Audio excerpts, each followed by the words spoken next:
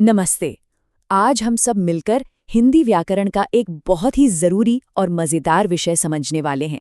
जी हाँ, आज हम बात करेंगे संज्ञा के बारे में। तो चलिए शुरू करते हैं। अच्छा, एक पल के लिए अपने आसपास देखिए। क्या क्या दिख रहा है? कुर्सी, मेज, किताब, दोस्त, शहर, इन सभी का एक नाम है ना? पर कभी सोचा है कि व्याकरण में इन सभी नामों को एक साथ क्या कहते हैं? चलिए इसी सवाल का जवाब ढूंढते हैं और इसके लिए हम चलेंगे रमेश के साथ एक प्यारे से बगीचे की सैर पर। तो सबसे पहला सवाल, आखिर ये संज्ञा है क्या? देखिए, इसकी परिभाषा बहुत ही सीधी साधी है। कोई भी ऐसा शब्द जो हमें किसी व्यक्ति यानी इंसान, किसी प्राणी जैसे जानवर या पक्षी, किसी वस्तु यानी कोई भी चीज, किसी स्थान यानी जगह या फिर किसी भाव मतलब हमारी फीलिंग्स के नाम के बारे में बताए, बस उसे ही संज्ञा कहते हैं। तो आसान शब्दों में कहें तो संज्ञा का मतलब ही नाम है। जैसे हमारे दोस्त रमेश एक व्यक्ति का नाम है, शेर एक प्राणी का नाम है, पुस्तक एक वस्तु है, कोलकाता एक स्थान का नाम है और ईमानदारी ये एक भाव का नाम है। ये सब के सब संज्ञा हैं। अब संज्ञा को और आसानी से समझने के लिए चलिए इन्हें दो बड़े बड़े समूहों में बांटकर देखते हैं। पहला समूह है जीवित और निर्जीव चीजों का। जैसे बगीचे में रमेश है, वहां उड़ती हुई चिड़िया है, इनमें जान है, तो ये हुई प्राणीवाचक संज्ञा। और वहीं बगीचे में जो बेंच है जिस पर रमेश बैठा है या दूर जो पहाड़ दिख रहा है, उनमें जान नहीं है, तो वो हो गई अप्राणीवाचक संज्ञा। सिंपल। और दूसरा समूह है उन चीजों का जिन्हें हम गिन सकते हैं और जिन्हें नहीं गिन सकते। मान लीजिए रमेश बगीचे में लगे फूलों को गिन सकता है, एक फूल, दो फूल, तो फूल हो गए गणनीय। पर क्या वो उस ठंडी हवा को गिन सकता है जिससे पत्ते हिल रहे हैं?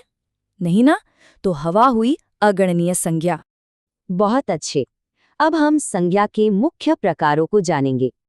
देखिए, व्यक्तिवाचक संज्ञा का मतलब है किसी एक खास व्यक्ति, वस्तु या जगह का नाम। जैसे रमेश या दिल्ली, ये नाम खास है ना? वहीं दूसरी तरफ जातिवाचक संज्ञा किसी एक के बारे में नहीं बल्कि पूरी जाति के बारे में बताती है। जैसे अगर हम कहें लड़का तो वो दुनिया का कोई भी लड़का हो सकता है, और अगर कहें नदी तो वो कोई भी नदी हो सकती है। इस बात को हम अपनी क्लासरूम से भी जोड़ सकते हैं। जरा सोचिए, कलम, किताब, मेज, कुर्सी, बस्ता, ये सब जातिवाचक संज्ञाएं हैं। क्यों? क्योंकि ये किसी खास कलम या मेज का नाम नहीं बल्कि इन सभी चीजों की पूरी जाति का नाम है। और फिर आती है भाववाचक संज्ञा। ये वो नाम है जिन्हें हम छू नहीं सकते, देख नहीं सकते, सिर्फ महसूस कर सकते हैं। जैसे बगीचे में फूल को सूंघकर रमेश को जो खुशी मिली, या आम खाने पर जो मिठास महसूस हुई, ये सब भाववाचक संज्ञा के उदाहरण हैं। इतना ही नहीं, जातिवाचक संज्ञा के अंदर भी दो और खास तरह की संज्ञाएं होती हैं। एक है द्रव्यवाचक संज्ञा, जो किसी भी पदार्थ या धातु का नाम बताती है, जैसे सोना, घी, पानी।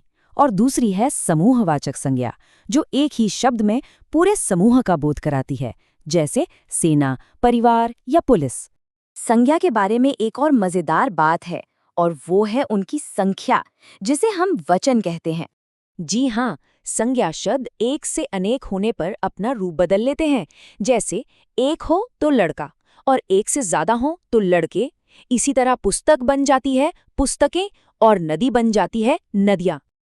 चलिए, अब तक हमने जो कुछ भी सीखा है उसे परखने का समय आ गया है। तैयार हैं एक छोटे से अभ्यास के लिए? पहला वाक्य स्क्रीन पर है, रमेश कल कोलकाता जाएगा।